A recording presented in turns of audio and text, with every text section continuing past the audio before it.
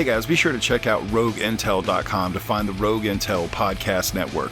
You'll find great shows like Candid with Lona Mori, Pure Orgasmic Love, Rogue Intel Prime, the Pocket Dump Podcast, the Powerful Nerdcast, and even us, Now That I'm Older. Be sure to check out RogueIntel.com to find the Rogue Intel Podcast Network.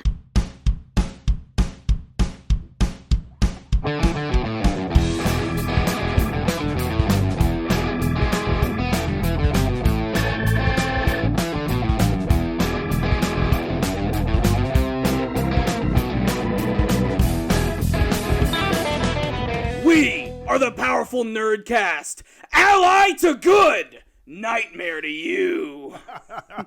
Well, that's a very nice Dragon Ball Z intro you got there, It Corey. is. It's been a very Dragon Ball Z week. We just got done watching Resurrection of F. We got a review coming out for that very soon. It's our first impressions review. It's not going to be our final review of the movie. We are going to do like a full in-depth version, kind of like we did for the other Dragon Ball Z movies. But that's not the focal point of today's podcast. We got a lot of cool things to talk about. And the first one I want to discuss is The Daily Show. Just last night was the final episode of The Daily Show. Jon Stewart has been hosting that for over 16 years, and now it's all come to an amazing end. And I gotta say, c'est la vie. It was a really great final episode. Pretty much every major correspondent and actor who's had like their career grown from that show made an appearance, and it was really shocking to see some of these guys, some of which we haven't even seen for years. But do you consider yourself a fan of The Daily Show? I do. I think I'm like a casual fan because I've never had anything against it. I know it pokes a lot of fun at politics, and there's just been a lot of sort of like people that get butt hurt by that show if they don't like the way they portray something, and their goal is to make you laugh. But I also feel like the Daily Show's goal is as well to tell some truth and look outside the corporate shill views of Fox News and CNN and MSNBC. You know, they're free of those.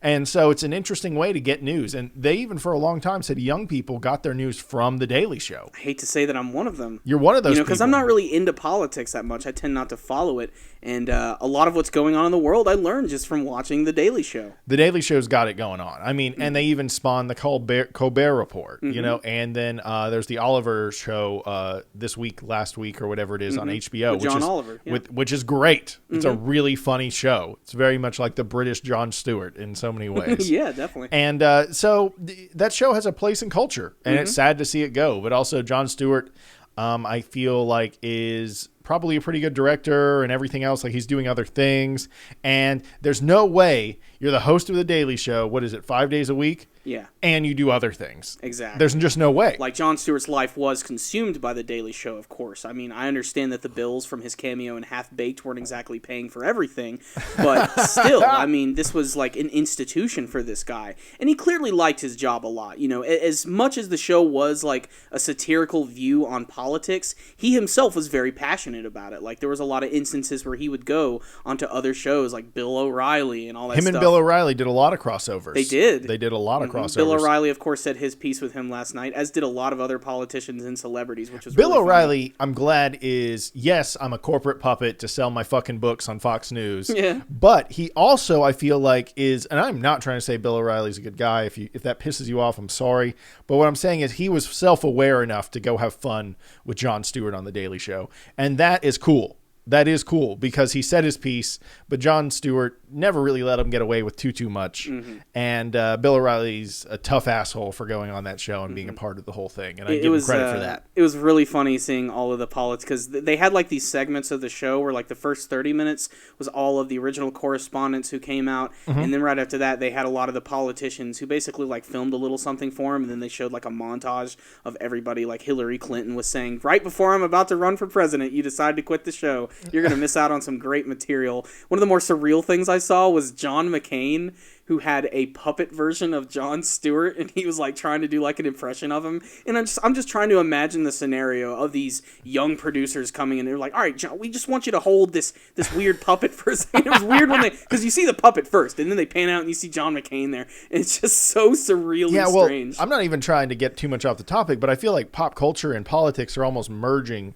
Like you see Barack Obama go on WTF podcasts. You see Hillary Clinton laughing about that. You see what is the biggest obvious one nowadays? You see, what's his name? Donald Trump running for president. Yeah, which like you see this convergence of pop culture, and they're like, as long as we're cool and funny, we'll get the votes. And it's like, shut the fuck up. But is that a good thing or is that a bad thing? No, it's a bad thing. It's them trying, and personally, I feel it's them trying to invade our psyche in a different way. Yeah. And it's like, get the fuck out of here. Everyone knows you're fake. Yeah. Everyone knows you're like, what are you going to do about the debt? And they're like, well, back when I was a senator, I did this for my state. I'm like, well, that's great. But how are you going to help this country right now? That's what I was asking you. You know, give me the plan. But and it used to be like fun and gimmicky, you know, like back in the 80s, you know, you had Jesse Ventura, who was a very popular wrestler, ended up becoming governor, you know, Arnold Schwarzenegger, you know, freaking Ronald Reagan. Most people don't even nowadays forget that he was actually an actor before he became a president.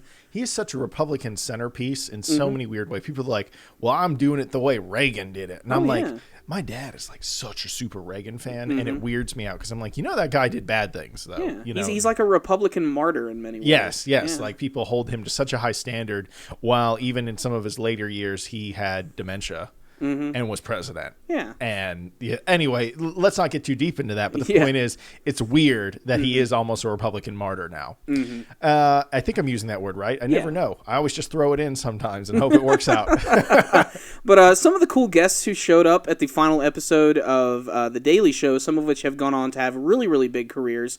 Some of my favorites was, of course, seeing Steve Carell return, who I'm pretty sure he started on The Daily Show, or was at least, he wasn't as well known when he was on The Daily Show. There was a whole segment called Steven and Steven. Okay. Back in the day. Awesome.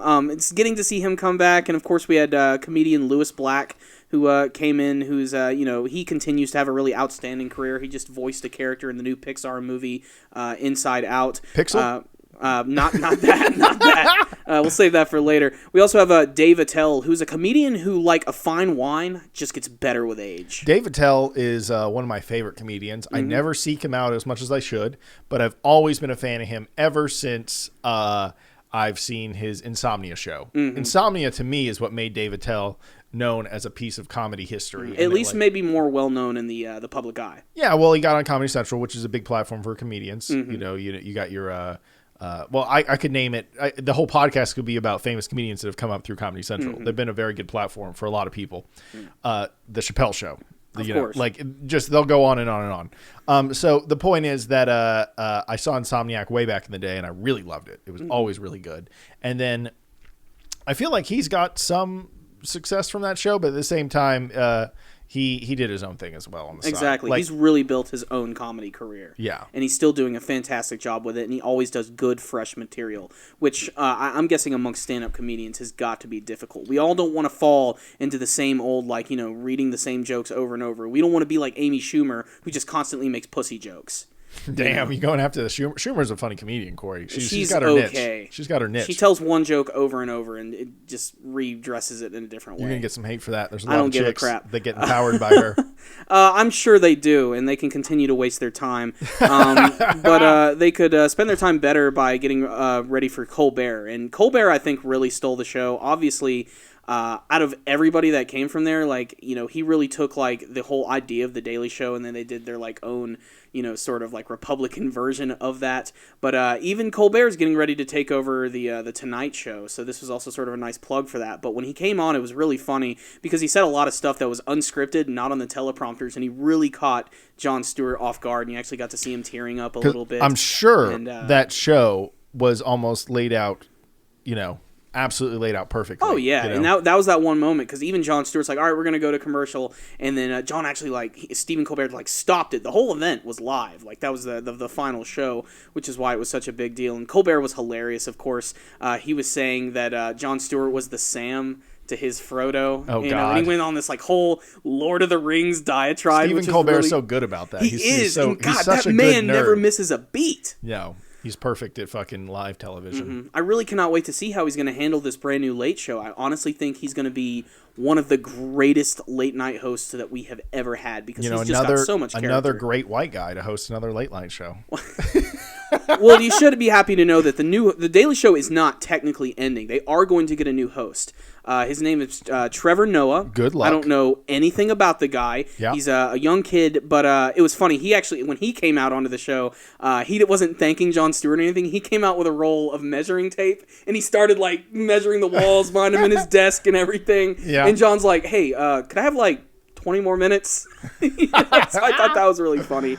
And the show ended with Bruce Springsteen and his band coming out playing their classic song, Born to Run. It was a very emotional final episode, but it was handled with a lot of class. It was really fun. And John, we're going to miss you. I loved watching the show over the years. It's the only thing that's allowed me to enjoy politics, and I hope you have a bright future. I believe someone joked, he's like, all right, from late night show, what are you going to do next, a podcast? So it seems like that's what most people tend to go to after they finish this stuff. But I can't wait to see what John's going to do after this. Well, I always say that podcasting is the most awesome way to get a show in the most stripped down way too. Yeah. We just got 2 cameras and some microphones and we get to have a show. So probably way easier to produce. And he's a great writer, so he has no problems. Fantastic writer. Yeah. People don't realize that show is probably a group of 50 people sitting there in huge writing rooms, just like just cramming jokes out. You know, I actually talked to one of the correspondents who is one of the writers as well, because a lot of the correspondents are writers. You know, they're involved. They're creative individuals. So it's kind of interesting hearing how that show works and just runs like crazy and go.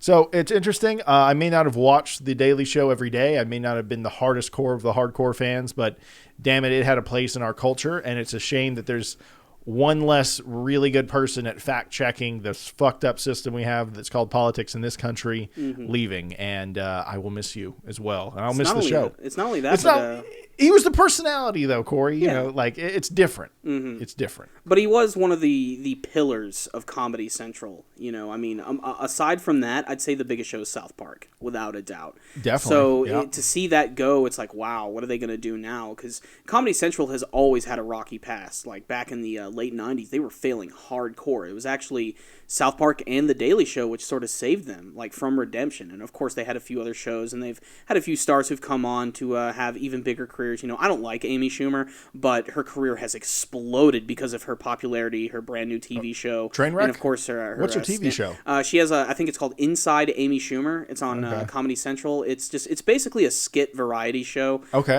Very similar. I think that's actually better than her stand-up, but that's just because there's a little more thought put behind it. It's written out more.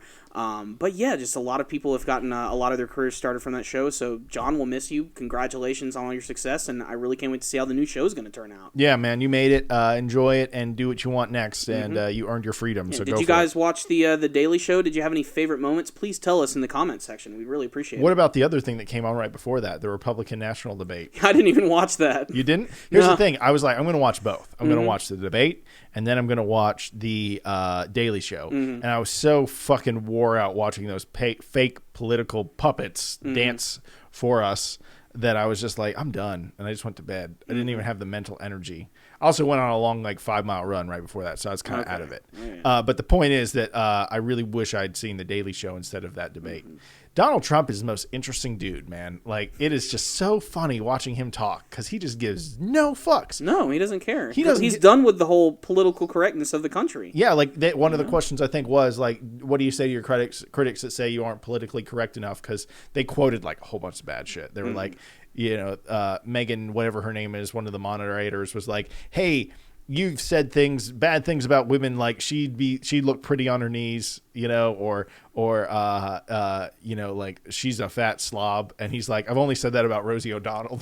It's like he countered that with even more controversy. Yeah, it's like he fights fire with fire. He's kind of like, well, you know, that was on Twitter, social media. It was meant to be a little bit of fun, you know? Yeah, don't take it too seriously. He literally said that. He's like, I say what I say, and I have fun, and if you want to ask me serious questions, we'll talk about it. But, you know, I just talk the way I talk, and I'm not going to start changing that. He's like, one thing I did agree with him is political correctness is destroying this country, and we need to almost back up a little bit. I don't like Donald Trump that much, but I agree. I do think that we're getting way too PC about things. We're getting overly sensitive to the point where you really got to watch what you're saying, because one wrong slip up and it's over for you. And it could be something that's completely taken out of context. And I like his approach. I'm not saying I like Donald Trump as a presidential candidate. That's not what I'm saying. What I am saying is I find his approach refreshing. He probably won't get the nomination, but what he is going to do is get America talking about doing things that they were uncomfortable talking about. Like, because he started that huge big thing with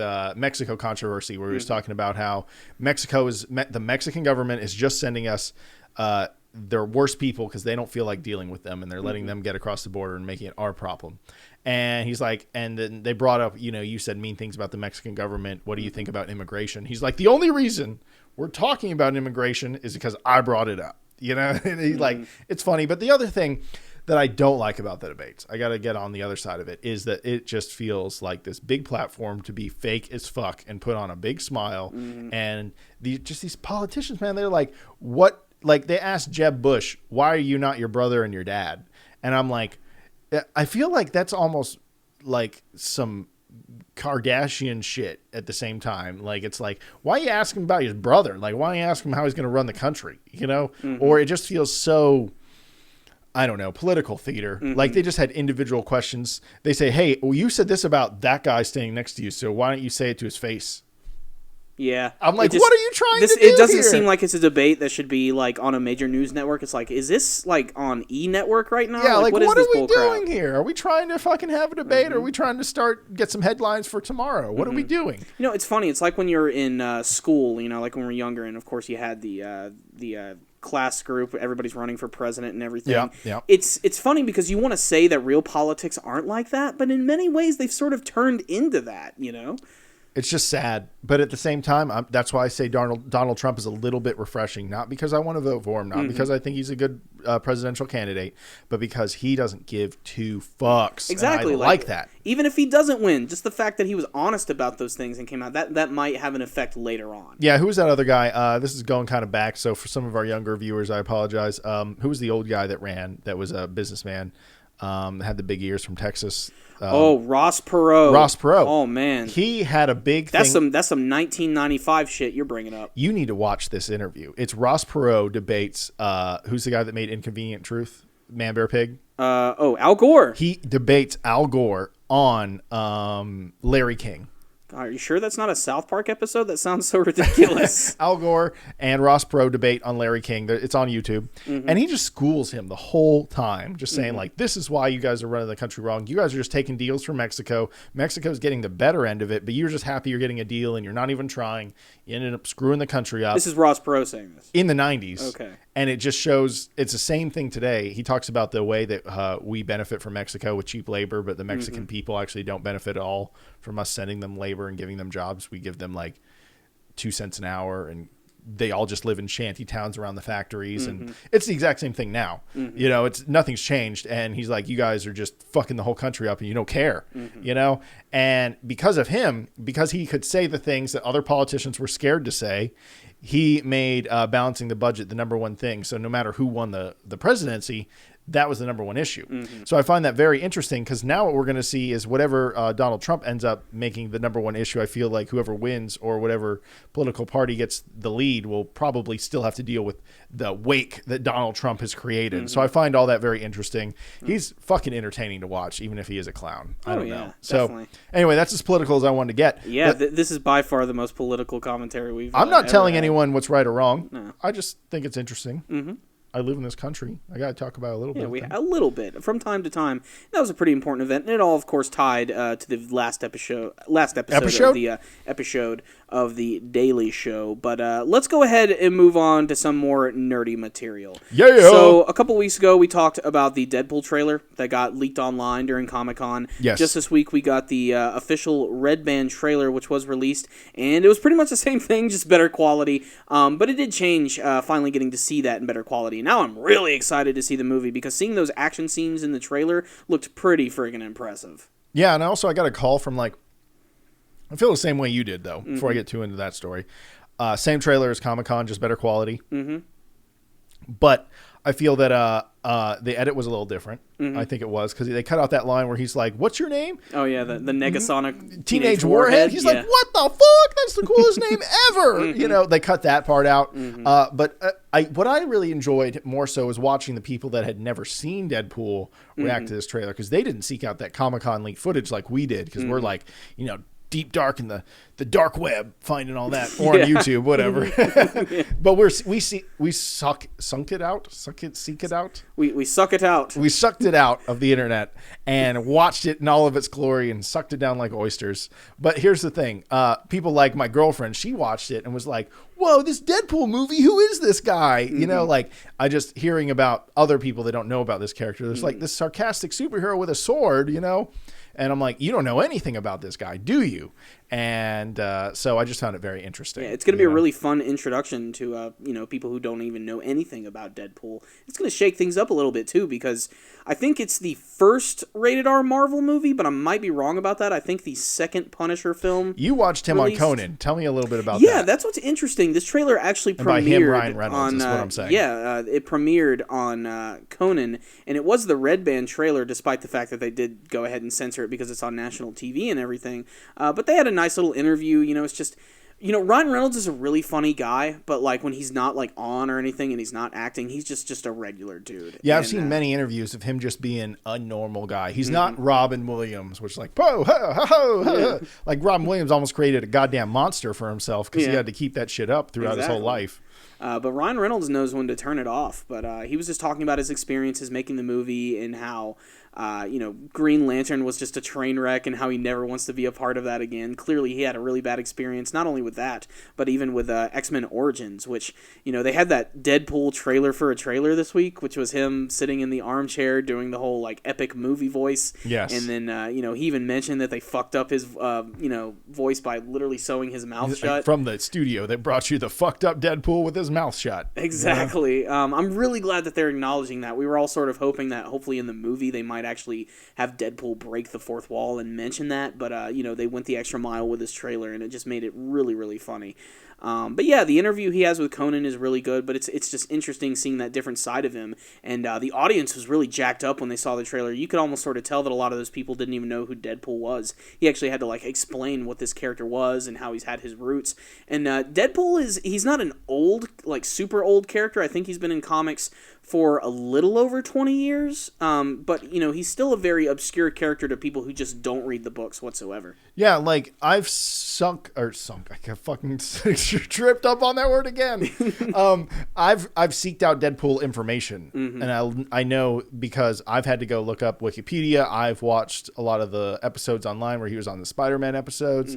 I looked at the Deadpool versus the Marvel Universe, where Deadpool kills the Marvel Universe, where it's an alternate timeline. But by the end of it, Deadpool even ends up going outside the comic and killing all of the artists making the comic.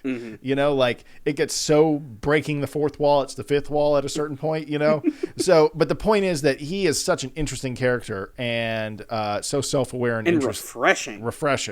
That's my biggest hope for this movie, because as much as we get excited for a lot of these big comic book movies, a lot of them tend to fall into the same trappings, and a lot of them even have like the same story, just different characters copied and pasted in. Yeah. And this one's just also refreshing, of course, because of the Deadpool costume. We've talked about it in length. It just looks great, especially in that trailer, getting to see it in action in full HD. The eyes are really expressive. Even though he's not going to have the costume on the entire time, it is true that in the comics he does take his mask off from time to time. Half of his character is him in his fucked up face. And of course, it is a movie. We have to show the actor a little bit. It's not going to be like a Darth Vader character where there's like the final reveal at the end. It is integral to why he actually wears his outfit and everything. Just hope they get through the origin story quickly. Hope they get to the action fast. Oh yes, that's the only big fear I have for the movie, is that it's just going to take forever to get some big Deadpool action. And after everything they showed in the trailer, because there's a lot of heavy lifting to get to who that character is. There is, because a lot of people don't know who Deadpool is. They just like, who's this funny ninja guy with a sword that's crude and shoots people, so, and that's what he looks like from the outside. And they also have to establish that this is set within an already existing universe, because in the trailer, of course, you see Colossus, who looks the best movie version of Colossus I've ever seen. If there's one thing the movie's doing, they're making these characters look like their comic counterparts to a T. You see Colossus, he looks exactly like he does. He's got the arm rings around his arms and everything. He just looks big and bulky. He's got the same haircut. You know, he looks a little more bigger than the one looks like his costume. Yeah. His costume looks dead full on. Classic Colossus, which is so damn awesome. And, you know, if there's one thing that a lot of these superhero movies need to take a page from, it's how they're doing the costume design for this movie. And, you know, segueing away into this next segment, I want to talk about some movies this summer which have bombed really hard. One that just came out in the last week, which is a movie that I've never been excited for, but it's The Fantastic Four. This movie has just crashed and burned. Every single critic is just annihilating this movie. Do you mind if we go, before we go too far into that? One of the other controversies that was around this movie is, so we're from Atlanta, and we have some radio hosts here that got in a lot of trouble. Yes, they did. For pushing a topic with the actors of, why is the brother and sister when it's obviously you guys are adopted or something, and they got the race card played on them pretty hard. And I understand why. You know, some people get kind of weird about that, and you got to be careful with that stuff nowadays. Unless you give zero fucks. And so the point is, I found that very interesting. But now it doesn't matter because the movie bombed. Exactly. That was the one thing I wanted to say. Like, yeah, ever since that controversy which happened when they did that interview, you know, they got a lot of flack for that. But as soon as this movie just tanks, everybody's going to focus on how much the movie sucks and nothing else. And if it was the Titanic with race relation problems, that'd be a big deal. Exactly. But it's not. It sunk like the Titanic. It definitely did. Big time. And, you know, I was never even going to go see it in the first place. I remember us talking and being like, oh, Ant-Man, and then Fantastic. No, we're skipping that one. We're done with that. You know, I've never been optimistic about the Fantastic Four. You know, they're characters that I want to like. I liked the Silver Surfer from the old version. Voiced by Lawrence Fishburne in the Rise of the Silver Surfer. Arguably the only good about that entire movie. Maybe aside from the Stan Lee cameo. But, I mean, how can you not like Stan Lee? They're always great. There's so many, I don't even remember them anymore. I mean, every movie. But, you know, this movie just, the critics are tearing it apart. One of the biggest complaints, of course, is that it's another origin story. About hour into the film is only when you see the Fantastic Four. The villain is Doctor Doom. Doctor Doom is really weak. His powers make no freaking sense, and they have a little 5-minute fight with him at the end, and that's pretty much it. Just get to the damn superheroes already. I am so sick of origin stories, especially for characters who've had a long time existence. You know, the Fantastic Four are one of the most classic Marvel characters of all time. They're like Superman old. Well, not quite, but they're up there. I mean, they're 1960s old. They've been around for a very, very long time. You know, my dad was a little kid when he could have been reading about these characters. That just shows how long these guys have been around, and yet, after 3 movie attempts, they still can't get it right. And I'm not sure what it's going to take to make this thing right. And of course, there's been a lot of controversy behind this movie, not just in the casting choices, but just the director himself, Josh Trank, who has been basically crucified by the social media. And even back in May, before the movie even came out, he pretty much denied the movie's existence. He's like, yeah, I made it. I didn't have a lot of creative control, and it's probably going to suck. But don't worry, I'm Josh Trank. I'm going to go on to make a lot of big movies, and I'm going to have more creative control behind them. I think that's all bullcrap, personally. This is the guy, apparently, who worked on, I think, X-Men Days of Future Past, which I honestly thought was pretty good. And then we go to the Fantastic Four, and it just does not work. And I'm not sure how they can make these characters work. Yeah, you know, that's funny, because I thought Days of Future Past, I loved the new, I don't want to call it a reboot, but I love the new origin, or like, prequel, I guess, they made with the X-Men series. I love those two films. And they incorporated all that in. Yeah, I loved that. So it's a shame that this sucked. But at the same time, you think the studios would learn to back the fuck off and get some good people in there. Just spice some nerds throughout the staff and let them do their thing, you know, and then get out of their way. Because the Fantastic Four, as much as I could care less about them, I'm going to be honest, they could have been good. They could have been good. And they could have developed some cool characters. They could have got... what's his name? Johnny Flame or Flamer or what's his name? Johnny Storm. Johnny Storm. That's the name of the character of the Human Torch. Yeah. Who's now played by Michael B. Jordan. Well, you know, they could have had Captain America and the Human Torch all in one character, and they fucked it all up. They did, you know. I mean, just... I don't know. I was never enthused about it. I'm not surprised that it bombed. I am shocked that it bombed really hard. Like, I think the current rating Let on it die. IMDb is a 4.2. Rotten Tomato was 7%. Yeah. No, so that was Pixel. Yeah. That was Pixel, sorry. Which is just, it's funny, the scores for Pixels are a little bit better. That shows you how bad this movie really is. And most of the reviews also just say that it's a really somber, self-loathing movie. You know, it seemed dark in the trailers. But that's the thing. It's like, Fantastic Four is not dark. It's the Fantastic Four. Just say that out loud. They're fantastic. Exactly. They're supposed to be, boisterous and happy and fun. They're a family. They work together. They're fantastic. Yeah. Except for the Thing. He's not wearing pants, so you see his rock balls constantly. And also the biggest complaint was that the CG was just years behind. I've got to see some action. They said that it was like a 2005 movie in 2015. I want to see some action. It looked awful. You're not going to be able to find much of it because I've been told there's barely any action in the movie whatsoever. And there was also a lot of reshoots. So apparently there was a lot of continuity errors. Like there was like a point where Sue Storm's hair changes like to a completely different color, and that's because they had to do a reshoot and they didn't think, oh, maybe we should dye her hair back to what it was like originally. Nah, fuck it. We got to get this movie out and make sure it gets pumped out and sell action figures and all this other bull crap. That's really the only reason this movie was made, and they already had a sequel greenlit for the Fantastic Four, which I imagine after the bomb that this movie is, they're probably not going to make a sequel. And you know what? I'm okay with that, because they just continuously get everything wrong with this franchise, and you'd think it'd be one that'd be really easy to get down. Maybe we'll see the Fantastic Four again, maybe in another sequel, maybe another reboot. Personally, if I ever see them again, I want them to be in the Marvel Cinematic Universe, but I don't want them to have their own movie. I kind of want them to be like the Incredible Hulk, where they already exist within the universe. We've just never been introduced to them quite yet, or they haven't become as famous. Like, imagine at the end of the Infinity War Part 2, they need some extra help and they call in some reinforcements. One of those groups of reinforcements is this group called the Fantastic Four, and they just show up out of nowhere with like their very own special suits that they designed for the movie. I think that would be a really cool surprise. Is it going to happen? Probably not. And a lot of that has to do, of course, with all the licensing issues. Let it die. I'm done. Yep. Okay. Done with a fantastic foe. It's a fantastic bow. Don't like it. Fantastic boar. Absolutely. Pixel and Aloha are the two other ones that bombed this year. Yeah, and you actually saw Aloha. I saw Aloha. My girlfriend really wanted to see it. She's like, "Ooh, Bradley Cooper's finally in a chick flick. I need to see this." And I'm like, whatever. Let's eat this lady movie dick once a month. Mm-hmm. Because I got to go see the movie she wants once in a while. And it just. I remember leaving the movie theater. I'm like, okay, I didn't really like it, but I'm not going to tell my girlfriend that right away because that's not really fair. Yeah. That's not a nice thing to do. But then the next day I called her. I'm like, Dana, I really didn't like it.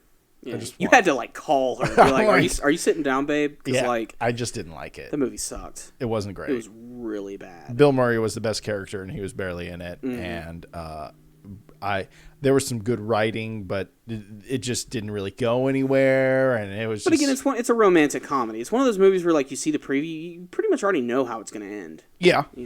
I mean, of course, he ended up with what's her name, Emma Stone. I think that's her name. Emma Stone, who's a big up and comer, but she got a lot of controversy from that movie too. They said a lot of that was Hollywood whitewashing. Yeah, because she's supposed to be a Hawaiian or Asian, or like I think it was like Japanese, Chinese. No, Japanese American. There's obviously she's half white, but half something else. Yeah. But all Hawaiian, and they push the Hawaiian culture real heavy in the movie.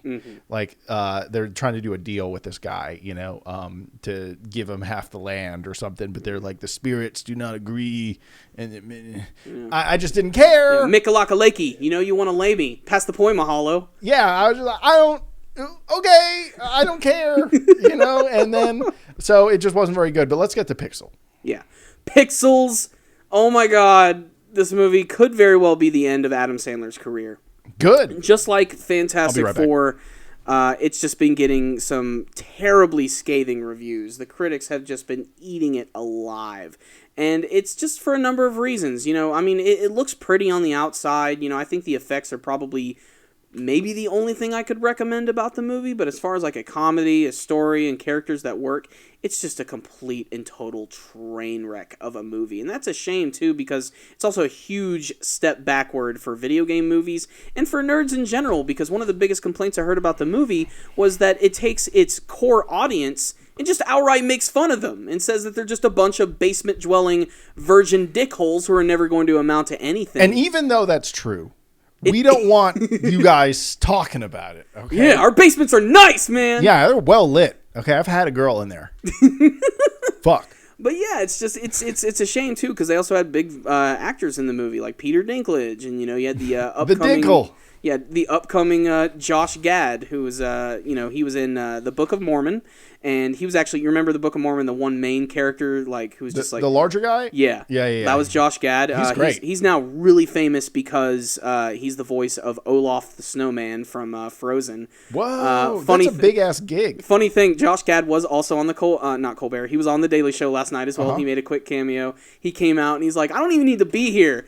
Disney money, bitch." And then he just walks out the back door.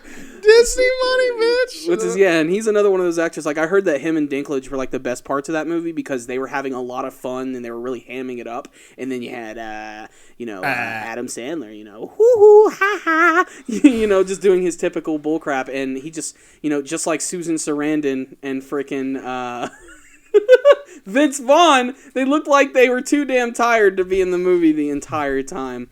And unfortunately, this could very well be the end of Adam Sandler. I say unfortunately, but really, it's probably a good thing. He hasn't made good stuff in a long time. He hasn't, and it's just it's a shame too because I loved him as a child. It's just one of those things you kind of have to just let go, and that is going to be the end of Adam Sandler. But Pixels, Aloha, Fantastic Four, and we're not even talking about Jupiter Ascending. Just these are movies that were supposed to be huge this year, and they all just tanked in the most epic way possible. But it's also a good thing because it shows that audiences are getting smarter. They're not just going to accept any crap anymore that's just going to be shoved down their throats. I think the movies that did well this summer did so on their own merits and because they were good movies in general. And, I'd say my favorite movie experience is still Kung Fury. I hate to say that, but something about that movie just touched me in a way I can't explain. And then, of course... Can you show me on this doll where it touched you? Oh my god, that reminds me, I don't know if it was a Daily Show or if it was Chappelle's Show where they were talking to Darth Vader and they brought this Yoda doll to Darth Vader and they're like, "Could you tell us where Yoda touched you?" And Darth Vader's like, "I can't do it." Darth Vader was also on last night's Daily Show. Oh my god. Yeah, he didn't like how he was constantly compared to Dick Cheney. He thought that was unfair on Dave's part, or John's part, because, Darth Vader's, he's a huge Star Wars fan, and he always has those type of weird things on the show. But he was just happy. He's like, "Wow, I didn't expect a Lord of the Sith to show up tonight. That's pretty awesome." And so I thought that was really good.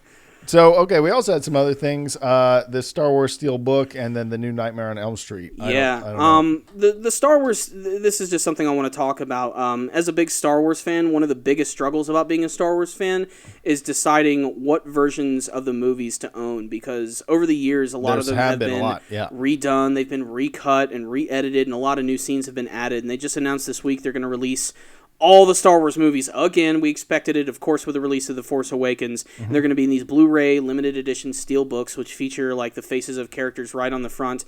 But it's going to be the recut, edited versions of the films, and most hardcore fans do not want to see that. And that's the key reason why I have yet to pick up any Star Wars movies on Blu-ray, because I kind of want the older versions on film, because there's...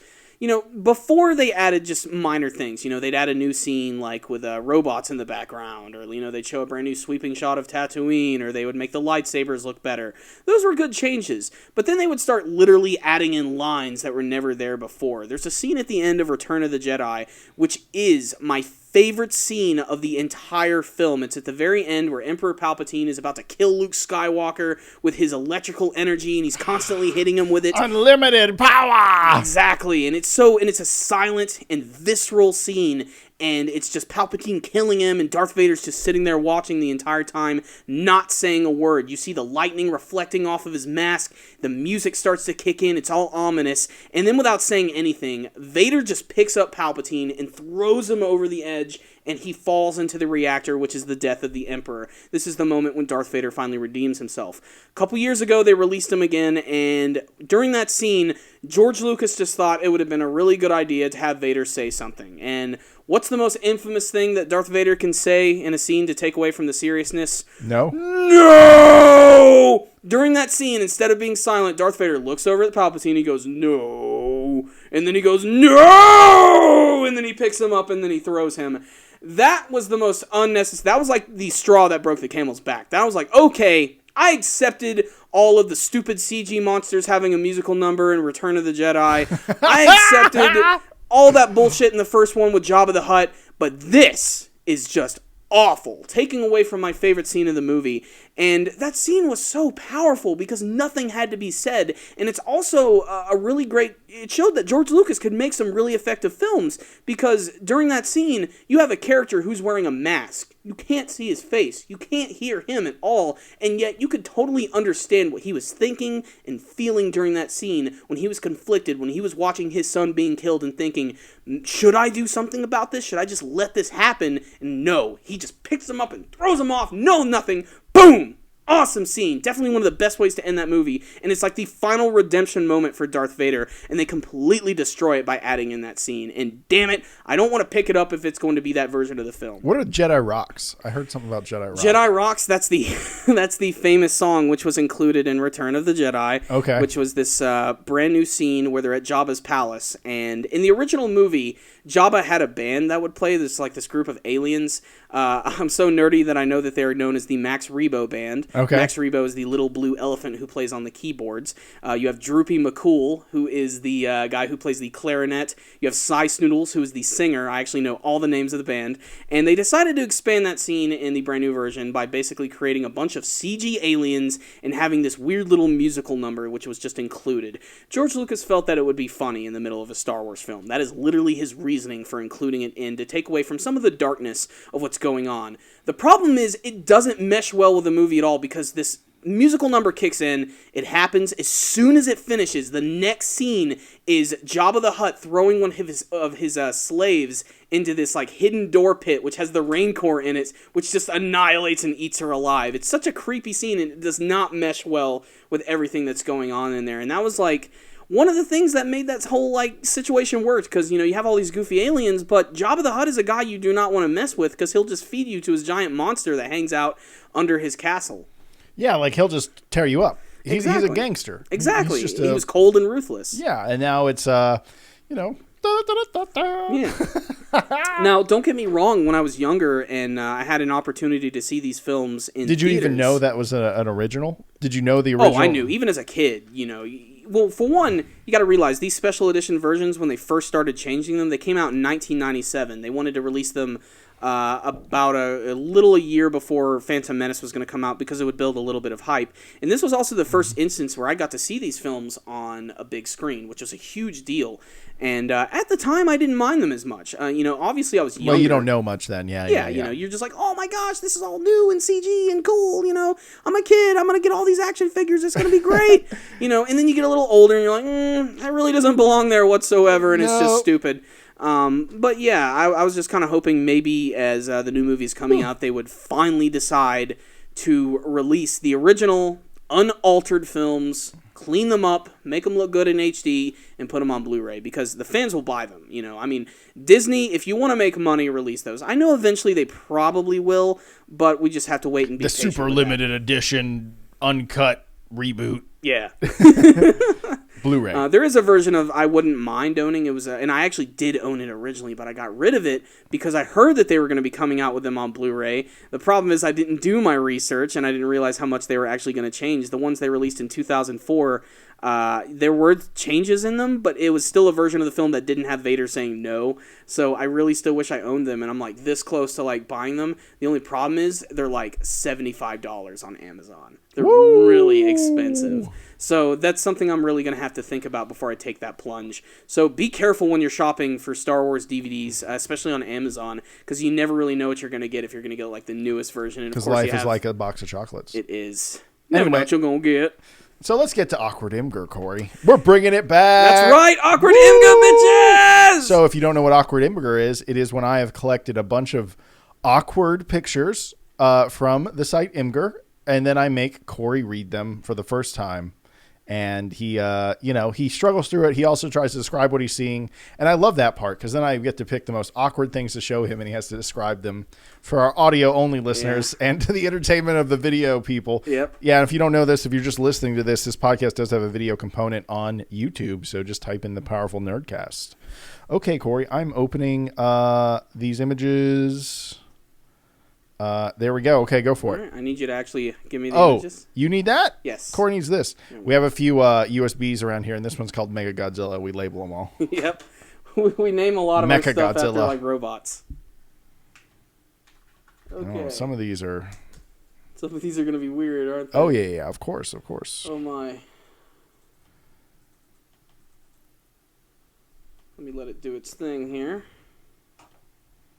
I don't know which order these are going to open for you. Let me see. Well, I'm just going to go random here. We're going to start from the top. Okay, so our first image on Awkward Imgur Readings appears to be pre-Caitlyn Bruce Jenner. Oh, yeah, this one. And here we go, and it looks like he's talking to his family, and it says, "Okay, kids, ratings are down. I'm going to take one for the team." He definitely took one for the team. Oh, yeah, he did. Yeah. All right. Well, yeah, there we go. It just gets more awkward from here. Okay, the next one is really great. All right, so it looks like someone's about to propose to his wife. Yeah. And it's actually a little bit of dynamite in a like the ring cartoon, case. like the cartoon Dynamite. A little cartoon Dynamite's got like 4 seconds left, and then of course you have who he's proposing to, and she's all dressed up, of course. Middle Eastern garb with the. He went to jihads. Obviously, a riff on he went to Jarrett's, but he went to jihads, but it's a Middle Eastern lady with the diamonds. She'll pretty much have to. Oh, God. Okay, next we have what looks to be a tweet. A tweet, yeah. From a man by the name of Sam Delanche, and he said, I thought my vasectomy would keep my wife from getting pregnant, but apparently it just changes the color of the baby. Ouch! Well, looks like he should have kept a hidden camera with his wife. Obviously, he didn't go to jihads. Nope. Maybe he should after this. We'll have to see. What's his next one? All right, this next one, it appears to be not just a regular stormtrooper. This is actually a biker trooper. These are the guys who use the scout bikes when they're on planet Endor. And he's looking at this very attractive woman, and he says, "I'd hit that like the side of a tree on the forest moon of Endor." Oh, yeah. Exactly. That's hard. That's hard. That's really hard because in that movie, it doesn't even matter if they barely tap a tree or they always explode. Yeah, when Family Guy did their parody of the Star Wars film, there's a scene where one of them hits a tree and then he falls off the bike and he actually starts to walk away. He's like, "Ow, ow, ow," and then he just explodes randomly. Okay, next one. Oh my lord. So what would happen if Willem Dafoe was the Joker? Seeing this makeup here actually kind of convinces me that it could work. It totally works. I saw this picture. Wow, he looks creepy as hell in some of these pictures. And this he totally looks like the Batman from the games Joker. Yeah, he looks like Arkham Asylum Joker. Yes. Which I'd love to see that version of it on screen, but wow, dude, these Photoshoppers are getting scary good. Yeah, they're really good. That literally looks like they took Willem Dafoe, put him in a studio, and put the makeup on him. It looks great. That's pretty freaking impressive. Not exactly awkward, but very creepy. Yes. Yeah, I like that a lot. All right, next one, we have another Facebook message.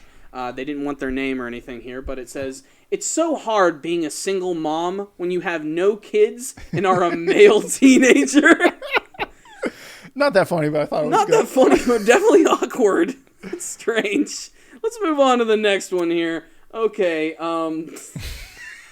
Right, how do you describe that? I don't even know how to describe this, but it's a picture of this small baby, and he's right next to this ridiculously portly manatee, and it looks like they're almost hanging out in space, and the manatee is saying, "Set it all on fire, child." It looks like the child has fire powers. I don't really understand. It looks like this is actually a picture at an aquarium, but they cut out the glass and then they he's looking right at it, superimposed them into space, and they gave the baby fire powers, and the manatee is just encouraging pyrotechnics. Well, either that or the manatee literally has the power to bestow firepower on I think people. we're going kind of deep on this picture. We are, but it's a really funny image, if only just for that big fat manatee that's goofy looking. All right, next one we have, it looks like some sort of panda meme. Yeah. It's just a panda sitting down on a log with a beer, it looks like. Let's see what he has to say. You remind me of my big toe, because I'm going to bang you on every piece of furniture in my house. Dude, I'm totally going to remember that line. That's good so pickup line. Funny. Oh my gosh. Oh, save that one for sure. Like, that's one of those, like... Corey needs that on his phone just in case he sees a hot chick. All right, so here we go. Next one. Oh, this one's a little more in-depth here. It's a whole... It's a good story, though. It's a little story here, so get comfortable, guys. Use your best, like, theatrical voice when you read it. My best theatrical voice? Okay. Yeah. I'll try for... Sell it. You know, a little Patrick Stewart meets Ian McKellen here. How much more English In 1986, Peter Davies was on holiday in Kenya after graduating from Louisiana State University. On a hike through the bush, he came across a young bull elephant standing with one leg raised in the air. The elephant seemed distressed, so Peter approached it very carefully. He got down on one knee, inspected the elephant's foot, and found a large piece of wood deeply embedded in it. As carefully and gently as he could, Peter worked the wood out with his knife, after which the elephant gingerly put down its foot. The elephant then turned to face the man, and with a rather curious look on his face, stared at him for several tense moments. Peter stood frozen, thinking of nothing else but being trampled. Eventually the elephant trumpeted loudly, turned, and walked away. Peter never forgot that elephant or the events of that day. Okay, now you have to read the next page. There's a next part. Oh, I was like, okay, this just sounds like nice and heartwarming. How's this going to turn dark? Let's see here. Was it supposed to be Team Rocket? No. Where's the other page? Damn it. Where's the other page? We totally screwed this up. No. Because the pictures isn't another part of the story. Okay, here we go. 12 years later. 12 years later. Or 20 years later. Here we go. This is the next part of the story. Disregard Team Rocket. We'll get back to them. 20 years later, Peter was walking through the Chicago Zoo with his teenage son. As they approached the elephant enclosure, one of the creatures turned and walked over to near where Peter and his son Cameron were standing. The large bull elephant stared at Peter, lifted its front foot off the ground, then put it down. The elephant did that several times, then trumpeted loudly, all the while staring at the man. Remembering the encounter in 1986, Peter could not help wondering if this was the same elephant. Peter summed up his courage, climbed over the railing, and made his way into the enclosure. He walked right up to the elephant and stared back in wonder. The elephant trumpeted again, wrapped its trunk around one of Peter's legs, and slammed him against the railing, killing him instantly. Probably wasn't the same fucking elephants. The point is, animals are dangerous. They are. Don't go near them. Exactly. Wow, that got really dark right at the end there. Well, sucks to be Peter, you know. The point is, don't go near wild animals. Okay, well, let's go ahead and go to Team Rocket here. That was the one that actually popped up. Prepare for trouble. No, make it double. To which Donald Trump says, say no more. I got that. Oh, Trump, you managed to make it in our podcast so much this week. Yes. That is amazing. All right, this next one here. I heard that Imgur likes cat photos, and it's just a picture of Chinese food. God, I think we've had a joke like this before. Apparently, that's always been a thing. You know, people always say that the Chinese eat cats and everything, and they serve it in our Chinese food. So my favorite is a mix between he must have gone to Jihad's or okay, kids, the ratings are down. I'm going to take one for the team. You know, I'm still going with the panda and the big toe. That was your thing? I just think that's funny. I like the manatee as well, just to set it all on fire. It's hard being a single mother when you have no kids and you're a male teenager. Yeah, that's pretty funny, too. But there it is. That was another amazing segment of awkward Imgur readings. That's right. We will return to that segment next week. A lot of people demanded that should come back, and we are going to continue to make it a solid part of the Powerful Nerdcast. Absolutely, guys. Thank you so much for listening. We really appreciate it. If you'd like to see the Powerful Nerdcast, you may check it out in a few places. One is on our YouTube channel, Super Comic Guru 9000. One is on iTunes. And last, but definitely not least, is RogueIntel.com. And what RogueIntel.com is a podcast network where you can listen to a bunch of cool podcast shows under the same sort of label, I guess we want to call it, something like that. Mm-hmm. But it's really just a great community of podcasters that like to help promote each other's stuff. So go check it out. They've got great shows like Pure Orgasmic Make Love, Rogan, Now That I'm Older. And there's literally a ton of shows.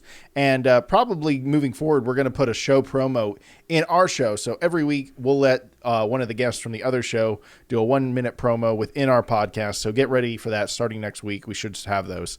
So you'll get to have a little snippet of some of the other shows on this show. And what else can we say about Rogue Intel? They're awesome. They're Check awesome. them out. They're cool guys. But Yeah. But thank you guys again for watching. We'd love to hear more from you. We'd like some viewer questions. We'd like some comments and some topic ideas. What do you guys want us to discuss and talk about? Please tell us in the comment section below, either here on YouTube, or you can also check us out at iTunes and Rogue Intel. We would really appreciate it. Yeah, you guys, thank you so much. Like, honestly, this show is 80% you guys push us to do it. Like, we hadn't done Awkward Imgur in a while, and we got a comment saying, like, yo, bro, that's why I listen to this show. It's for Awkward Imgur, so you better put that back in the show. And we're like, shit, we've been kind of lazy on that. We got to get that back in. So your influence is real. Yeah, and we may not respond to all those comments. Actually, Corey, you did respond to that comment. But I may not respond to all those comments, but we always pay attention to them. And so give us your viewer questions, give us your feedback, and also please go rate our show on iTunes. That's a big thing. We need more ratings, and the reviews don't have to be long. They can literally be like 3 sentences, or you don't even have to really leave a review. You just have to rate it. And 5 stars the highest, so if you like it, please give it a 5-star. So, yeah, that's it. Also, if you're watching on YouTube, make sure to thumbs up the video if you haven't already. Make sure to subscribe to the channel. We review anime and whatnot most of the time here. And, yeah, again, you guys make this fun, and I enjoy sitting down with Corey and chit-chatting once a week. So please keep watching. So until next time, baby, see ya. Hey guys, Shane with Now That I'm Older. Check out Rogue Intel Prime with Duff and Chris. Anything goes in this podcast of infinite possibilities. The gang are sure to entertain with their take on the latest news, commentary, and review of, well, whatever the hell they feel like. Check out Rogue Intel Prime on rogueintel.com.